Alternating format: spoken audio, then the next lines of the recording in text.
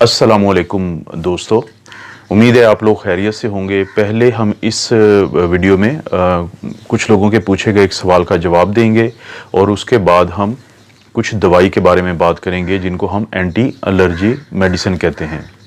सवाल ये था कि अक्सर लोग अब ये पूछते हैं कि अगर उन्होंने सफ़र करना है तो गाड़ी के शीशे वो खुले रखें या बंद रखें, और क्या ज़्यादा लोग एक साथ सफ़र करें या कम से कम लोग एक साथ सफ़र करें। तो इसका बहुत एक सादा सा जवाब है कि ये वायरस जिसको हम कोरोना वायरस कहते हैं, ये फलता फूलता ही इंडोर है। ये फलता फूलता ही ऐसी जगह पे है जहाँ पे ज़्यादा लोग कम जगह पे, थोड़ी जगह पे बैठे हों और जहाँ पे हवा का आना जाना कम से कम हो। मिसाल के तौर पे अगर एक जगह पे 4 लोग बैठे हैं और एक कमरा है तो इस चीज़ के इम्कानात बहुत ज़्यादा हैं कि उन चारों के दरमियान का फासला कम होगा। और अगर उस कमरे में कोई वेंटिलेशन का प्रॉपर इंतज़ाम नहीं है, वेंटिलेशन से मुराद ये है कि आपने दो तरफ से ऐसे खिड़कियों को खुला रखा हुआ है या दरवाज़ों को खुला रखा हुआ है कि एक तरफ से हवा आए और दूसरी तरफ से चली जाए। अगर ऐसा नहीं है तो इम्कानात ये हैं कि बात करते हुए या खांसी करते हुए या छींक मारते हुए अगर किसी भी एक शख्स को ये वायरस है तो वो वायरस वहाँ पे बहुत ज़्यादा देर के लिए भी रहेगा और एक से दूसरे में भी मुंतकिल हो जाएगा। लेकिन अगर किसी जगह पे 2 लोग बैठे हैं और वहाँ पे क्रॉस वेंटिलेशन यानी एक तरफ से हवा के आने और दूसरी तरफ से जाने का इंतज़ाम है, तो जैसे ही ऐसा कोई वाक़या होता है तो पहले यानी कि वो बात करते हुए, खांसी करते हुए या छींक मारते हुए पहले तो दोनों लोगों के दरमियान कुदरती तौर पे फासला ज़्यादा होगा या 1.8 मीटर से ज़्यादा होगा या 6 फीट या उससे ज़्यादा होगा। तो इस बात के इम्कानात कम हैं कि ये वायरस एक से दूसरे शख्स को जाए और ये क्रॉस वेंटिलेशन का अमल उस वायरस को हवा के साथ बाहर ले जाएगा और ये वायरस ज़िंदा ही हम लोगों के अंदर रह सकता है। ये बाहर इसकी जो ज़िंदगी है वो इंतहाई कम कुछ घंटे हैं या 1 से 2 दिन है। लेकिन जब ये हमारे अंदर चला जाता है तो उसके बाद फौरी तौर पे इसकी अफजाइश और हमारे सेल्स के अंदर जाके ये हमें नुकसान पहुंचाने का अमल शुरू कर देता है। फिर ना टेम्परेचर इसको मुतासिर करता है और ना ही कोई और चीज़। तो जब भी आप सफ़र करें तो कम लोग सफ़र करें, गाड़ी के शीशे को खुले रखें क्योंकि आजकल AC की वजह से बहुत ज़्यादा चांसेस हैं कि लोग अपने आप को बंद करेंगे।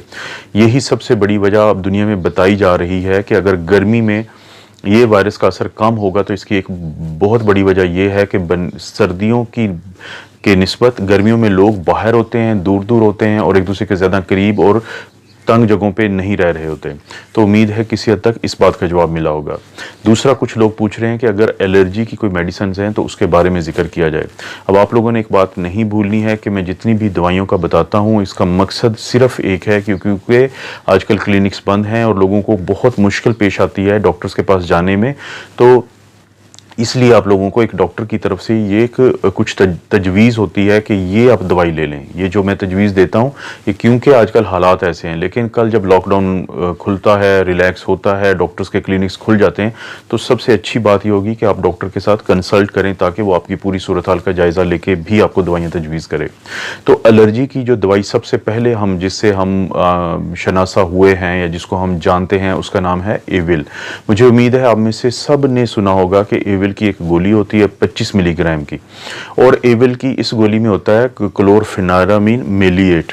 तो ये एक ऐसी चीज़ है जो एलर्जी के मरीज़, वो मरीज़ जिनको फ़र्ज़ करें कि नाक उनका बह रहा है, उनका नाक बंद हो चुका है, उनको छींकें आ रही हैं बहुत ज़्यादा, या उनके जिस्म पे एलर्जी है किसी भी किस्म की, तो आप उनको दे सकते हैं। सिर्फ इसका एक डाउन साइड ये है कि जो ये जो क्लोरफेनारामीन मेलिएट है इसके अंदर नींद होती है। इस एविल को हम कहते हैं सीडेटिंग, कि ये एलर्जी को तो दूर करती है लेकिन इसमें नींद का एलिमेंट है। तो कोई भी शख्स ये जब गोली खाए तो उसके बाद वो रेस्ट करे, वो ड्राइविंग ना करे, वो आराम करे। और अगर आप अपने जहन में लाएं तो आपको याद है कि मैंने एक वीडियो में कहा था कि हम पैनाडोल CF उन मरीज़ों को देते हैं जिनके जिस्म में दर्द हो, गला ख़राब हो या बुखार हो, लेकिन साथ उनको छींकें आ रही हों, उनको ज़ुकाम हो, क्योंकि CF में भी क्लोरफेनारामीन मेलिएट है, ये जो एविल में है। तो एविल सबसे पुरानी दवाई है जिसको हम एलर्जी के तौर पे जानते हैं, लेकिन बहुत कम लोग अब इसको इस्तेमाल करते हैं क्योंकि इसके बाद और मज़ीद दवाइयाँ आ चुकी हैं। एक और गोली जिसके अंदर तो होता है सेट्रिजीन। सेट्रिजीन जो है ये इसे हम कहते हैं जेनरिक नेम, यानी ये बता के, क्योंकि अभी बहुत ज़्यादा लोगों के जब मैसेजेस आते हैं तो वो बताते हैं कि सऊदीया यूएई में ये दवाइयाँ उन ब्रांड से नहीं मिलती जिन ब्रांड से हम पाकिस्तानी जानते हैं। तो मैं कोशिश करूंगा कि साथ आपको जेनरिक नेम भी बता दूं। जेनरिक नेम पूरी दुनिया में एक होता है, ब्रांड नेम डिफरेंट हो सकते हैं। जैसे नोविडेट के अंदर है सिप्रोफ्लॉक्सासिन, और पूरी दुनिया में अब ये सिप्रोक्सिन के नाम से भी है, सिप्रोक्स। तो ये सिप्रोक्सिन, सिप्रोक्स और नोविडेट ब्रांड नेम है, इन सब के अंदर सिप्रोफ्लॉक्सासिन है। तो अब जब आपको कहीं से कोई दवाई ना मिले तो उसका आप जेनरिक बता दें, तो अगर तो वो जो मेडिकल स्टोर वाला है वो एक नंबर शख्स है तो वो आपको कोई अच्छी और ब्रांड की दवाई दे देगा। लेकिन अगर कोई वो 2 नंबर शख्स है और उसने 2 नंबर दवाइयाँ रखी हुई हैं, क्योंकि मेडिकल स्टोर पे जब दवाई रखी जाती है तो बहुत सारी वो कंपनीज जिनकी दवाई इंतहाई एक क्वालिटी जिनकी बहुत बुरी होती है, तो वो दुकानदारों को फिर पैसे दे के कोशिश करते हैं कि जब किसी शख्स को अगर कोई आता है, क्योंकि आम लोगों को तो नहीं पता कि ब्रांड्स का क्या फ़र्क होता है, तो वो उनको सब स्टैंडर्ड या नाकिस दवाई देने की कोशिश करते हैं। तो आपने इस चीज़ का बहुत ख्याल रखना है, क्योंकि हमारी जो डॉक्टर्स कम्युनिटी है उसमें भी कुछ काली भेड़ें हैं जो कि इंतहाई कलील मिकदार में हैं, लेकिन वो लोगों को 2 नंबर दवाई लिख के देती हैं। तो कोशिश करें कि अच्छे ब्रांड्स का आपको पता हो। तो वापस जाते हैं अपनी डिस्कशन की तरफ। तो जो सेट्रिजीन है, जो कि जेनरिक नेम है, वो बहुत मशहूर दवाई के नाम से आता है। जैसे जर्टिक की टैबलेट होती है 10 मिलीग्राम की, या रिजिक्स की टैबलेट होती है 10 मिलीग्राम की। तो और ये सिरप फॉर्म में भी है, जो उसके 5 ml में 5 मिलीग्राम होता है। तो बड़ों के लिए अगर उनको एलर्जी है, अगर उनको खांसी भी है, उनको ज़ुकाम है, उनका नाक बह रहा है, उन सब को आप एविल ना दें अगर, तो आप ये दे सकते हैं जर्टिक या रिजिक्स, जिनके अंदर सेट्रिजीन है। इसके अंदर भी नींद का एलिमेंट होता है, तो कोशिश करें ये रात के वक्त या सोने से पहले लें, या इसके खाने के बाद ड्राइविंग ना करें, क्योंकि एविल और ये सेट्रिजीन ये सीडेटिंग है, इनके अंदर नींद का असर भी है। ये 10 मिलीग्राम की होती है और आप 1 गोली रोज़ाना ले सकते हैं। और अगर कोई बच्चा है और उसकी उम्र 6 महीने से ज़्यादा है तो उसको आप सिरप का आधा या 1 चम्मच दे सकते हैं। तो एविल और जो सेट्रिजीन है ये सीडेटिंग है, और इसके बाद मैं जितनी भी बताऊंगा उनके अंदर नींद का एलिमेंट नहीं होता है। उनमें एक बहुत मशहूर है, जेनरिक नेम है लोरेटाडीन। ठीक है, लोरेटाडीन जेनरिक नेम है, और ब्रांड किस किस नाम से आता है? ये सॉफ्टन के नाम से आता है, टैबलेट और सिरप। ये एनटीएल के नाम से आता है, ये विक्ट्रिन के नाम से आता है। टैबलेट होती है 10 मिलीग्राम की और सिरप में 5 मिलीग्राम होता है। एक 5 ml यानी चाय का चम्मच जिसको हम कहते हैं, ये छोटा चम्मच, क्योंकि बड़ा चम्मच जो खाने का होता है जिसको टेबल स्पून कहते हैं वो 10 ml का होता है। तो आप लोरेटाडीन भी, या ये जो एनटीएल, सॉफ्टेन और विक्ट्रिन की कोई भी एक गोली, ये सारी दवाइयों में से सिर्फ एक देनी होती है। और इसी तरह जो मैंने पहली वीडियोस में भी बताई है, तो कुछ दोस्त पूछते हैं कि ये सारी दवाई नहीं, एक गोली देनी होती है। तो आप एक गोली दे सकते हैं, लेकिन इसमें क्योंकि नींद का एलिमेंट नहीं है तो आप दिन के किसी भी टाइम पे एलर्जी के मरीज को ये दे सकते हैं। अगर वो कोई बच्चा है और उसकी उम्र 6 महीने से ज़्यादा है तो आप उसको आधा, या अगर उससे भी बड़ा है तो आप 1 चम्मच रोज़ाना दे सकते हैं।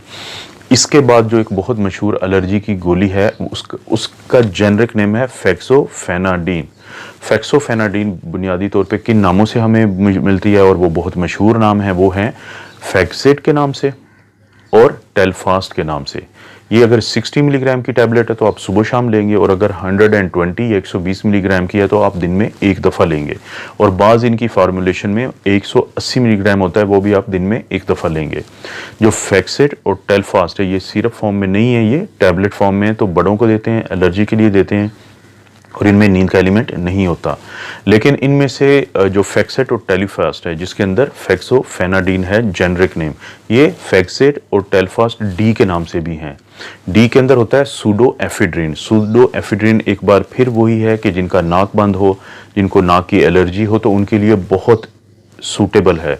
अगर हम वापस जाएं पैनाडोल सीएफ की तरफ, तो सीएफ में पैनाडोल सीएफ में जहाँ पे क्लोरफेनाइरामीन मेलिएट है, साथ ही सूडोएफिड्रिन भी है, तो इस दवाई के अंदर उसको यकजा कर दिया गया फेक्सोफेनाडिन के साथ, एलर्जी और नाक के बहने या बंद होने के साथ। तो ये दोनों इसके अंदर हैं, जिसको हम कहते हैं फैक्सेट डी या टेलफास्ट डी। इसके अलावा जो 60 और 120 मिलीग्राम की जो टैबलेट है फैक्सेट और टेलफास्ट की, उसमें सिर्फ फेक्सोफेनाडिन है। तो इसके बाद फिर जो एक दवाई है एलर्जी की, उसका नाम है कैस्टीन। कैस्टीन एक ब्रांड नेम है, अच्छा, फैक्सेट भी में भी नींद नहीं होती, तो जब आप लेंगे दिन के किसी टाइम पे आप ले सकते हैं। तो कैस्टीन जो है, जो अगली दवाई है एलर्जी की, कैस्टीन, उसके अंदर है इबेस्टिन। तो इबेस्टिन भी एक, इसके अंदर सिडेशन नहीं होती, इसके अंदर नींद नहीं होती। तो 10 मिलीग्राम की टैबलेट है, आप दिन में किसी भी वक्त ले सकते हैं। तो ये भी एलर्जी के लिए है। तो ये जो मैंने सारी दवाई बताई हैं, इनमें मैंने ब्रांड नेम्स भी बताए हैं, इनमें मैंने जेनरिक भी बताया है। मेरी तो खुद कोशिश होती है कि मैं आप लोगों को सिर्फ वो ब्रांड्स बताऊं जिन पे मैं बहैसियत एक डॉक्टर के मुझे ट्रस्ट है कि ये वो कंपनीज़ हैं, ये वो दवाइयाँ हैं जो अच्छी हैं और जिनसे ना वो कभी हमारे पास आते हैं और ना हम कभी उनके साथ हमारा रब्ता हुआ है। सिर्फ इससे किसको फ़ायदा होता है? मरीज़ को। तो मुझे उम्मीद है कि आपको एलर्जी की दवाई की समझ आई हुई होगी। अपना और अपनी ख़ानदान का ख्याल रखें। अल्लाह ताला आपको हमेशा महफूज रखे।